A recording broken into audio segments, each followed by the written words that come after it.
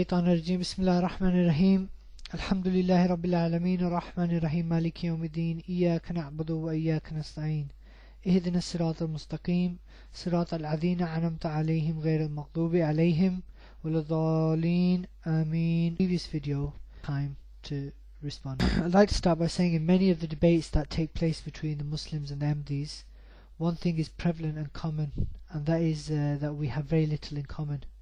And we don't seem to be able to agree on much, us and the Ahmadis. Up until now, I have asked many questions, but have not received answers at all.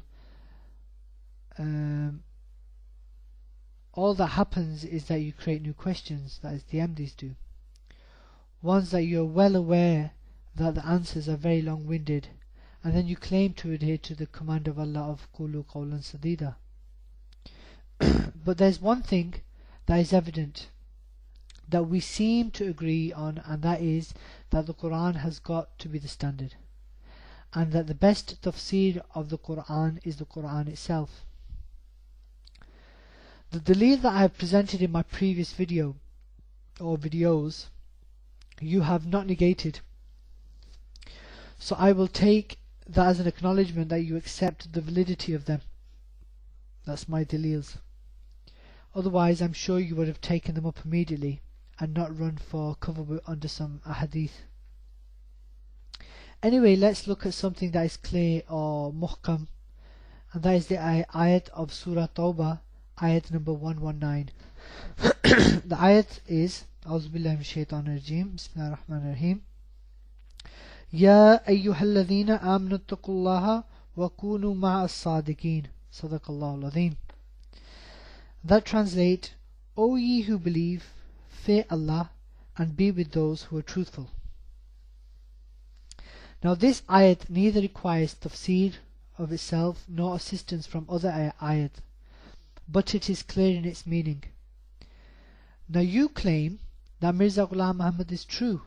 His claims are true, his acts are true, his life is true, his death is true, his childhood is true, and his adulthood is true, similar to all the same parts of the personage of the Master himself, Muhammad Mustafa sallallahu alaihi wasallam. Because remember, his claim is that he is also the reincarnation, re-advent of sallallahu alaihi wasallam. This is in addition to all his other claims. And you know that the Muslims of the world disbelieve his claims, that is the claims of Mirza Ghulam Muhammad, and we doubt his honesty both as a child and as an adult. Now the above mentioned ayat tells us to be with the truthful. Now if Mirza Ghulam Muhammad is truthful, then we should be with him at all cost. But if he is not truthful, then we should abandon him at all cost.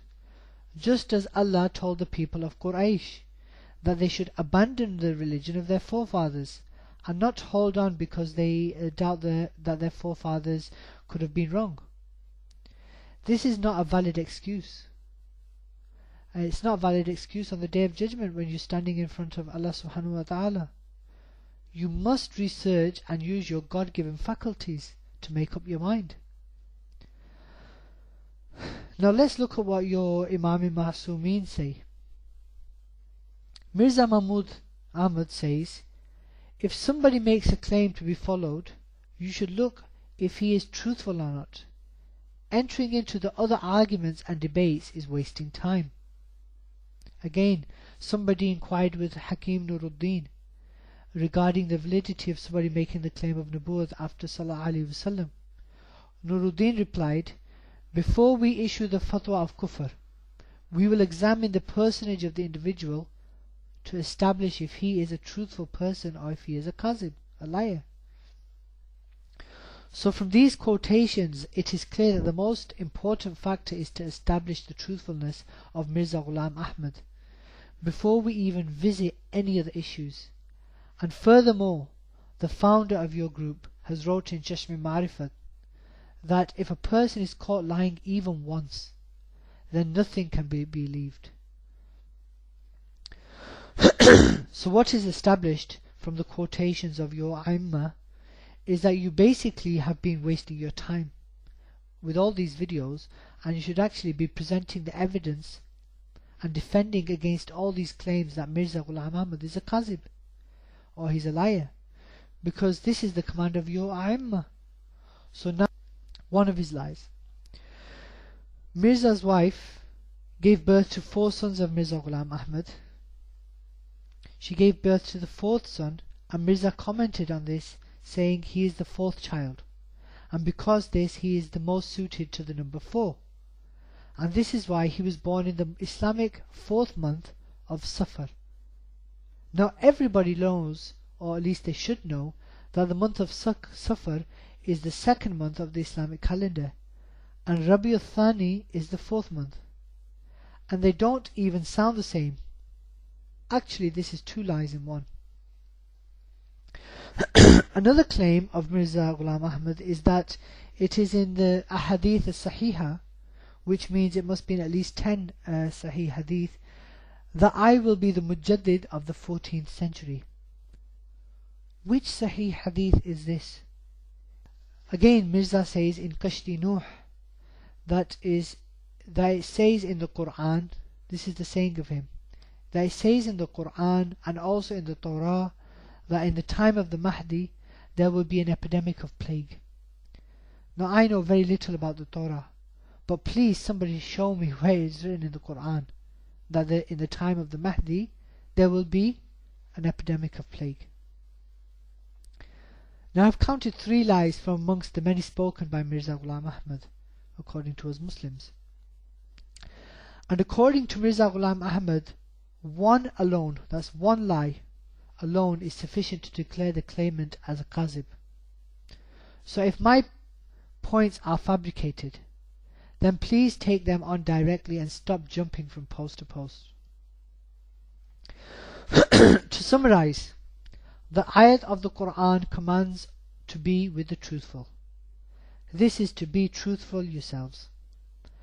And the second point, the Khulafa of Mirza Ghulam Ahmad says to validate the authority of the claim, you must first evaluate the truthfulness of the personage of the claimant, and don't waste time on other issues. This is like the Jamaat and Brother Ahmadi is doing, they're wasting their time. Thirdly, to be declared truthful, it needs to be proven that the claimant is truthful in everything, like Rasulullah ﷺ is. Fourthly, can you kindly tell us how many lies does it take to be classified as a liar or a Kazib? And then we will see if we can match the numbers. Is it 1, 3, 5, 7, 100? You tell me. I believe that Mirza Ghulam Ahmad is not truthful. In other words, he is Kazib. You tell me, in this belief of mine, what do you legally consider me to be? Is it a Muslim, or be a deviated one, or is it that you believe that I am a kafir? Now please don't answer me with your heart, but with the books of your Aimma. Do they believe I am a Muslim or kafir, or is there a third option? Finally, can you say that Mirza Ghulam Ahmad is as perfect as Muhammad sallallahu alaihi wasallam? Was he clean of accusations of his personage, like that he was Al-Amin? Is this the same case with Mirza Ghulam Ahmad? Seventh, was he like Isa ibn Maryam, who had the policy of turning the other cheek? Or was he in the least extremely aggressive in his writings and verbal responses to his opponents? If he is not the physical Isa, then isn't he supposed to be the spiritual Isa? I mean, physically, jihad, etc. The beneficiaries of all this clemency and love has only been for the non-Muslims. The love of Mirza Ghulam Ahmad, the beneficiaries of it have been non-Muslims, while the Muslims themselves have been the recipients of Mirza's wrath.